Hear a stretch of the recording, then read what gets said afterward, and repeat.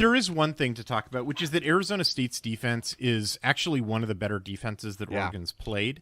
I mean, it's substantially better. It's funny. I've sort of detected a lot of yawns since I came up for air, since writing my article about like, well, Oregon did this to USC as well. And I'm like, USC has a garbage defense and fired their defensive coordinator. ASU actually has a halfway decent defense, and Brian Ward's a pretty good defensive coordinator. They've got a couple of good defensive tackles. Their scheme is pretty good. They've got great defensive ends, and Oregon completely neutralized them with good offensive line talent, with some cleverness in the scheme. You know, they shredded their secondary. I put several clips in my article that were about play sequencing, about how they were manipulating the backers. In fact, not that Herbert touchdown, the one that you were excited about because it was on that screen where they had the offensive lineman running downfield, but the first Herbert touchdown, it comes, that clip is in my article, but also the play that comes 2 plays prior to that, which is setting that touchdown up.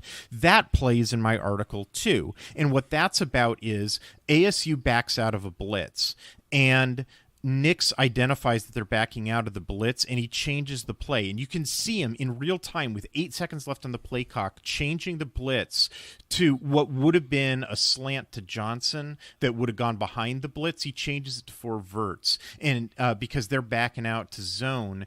And so he clears the entire defense out to deep, and then just swings it out to the running back, who now has a bunch of open grass to run through to get the first down, which was very nice, and what stupid people with agendas on Twitter would call a check down, but is not. It's a constraint play to manipulate the defense. So now that linebacker, who was the last of the underneath coverage, who is just holding back to watch the QB, he gets burned on that. He gives up the first down. So now it's 2 plays later.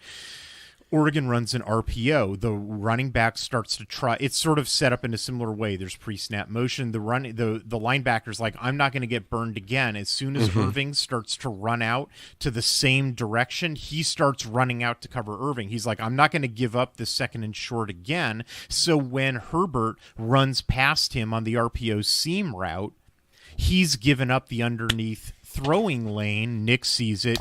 Touchdown. Oh, my God. It's play sequencing, and you set those up with, you set up the horizontal, you use the vertical stretch to set up the horizontal stretch, you use the horizontal stretch to set up the RPO seam. You manipulate the defense, and if the only thing you're paying attention to, because you're a blood simple moron on Twitter, is how many times do you Uncle Rico it and try to throw the ball over the mountains, then you don't understand football. If, on the other hand, you understand how you're using plays to manipulate the defense and have an efficient offense that gets down the field and then hits your plays for guaranteed touchdowns, that's how you score 6, should have been 7 touchdowns against Arizona State's defense instead of 0, you mouth-breathing morons. I wonder what fan base you're talking about. I forget. I feel like, once you have all the proper pieces on the board, it is just mind games with your opponent after that. Precisely. Right? That is exactly and that's correct, where we Aaron. get to live. No one has ever said it more succinctly than that. You nailed it. Once you have the proper pieces on the board, you're just playing mind games with your opponent. Yes, that is the perfect encapsulation. I've listened to 1,000 hours of football podcasts, and no one has said it any better than you have just now, Aaron Schroeder.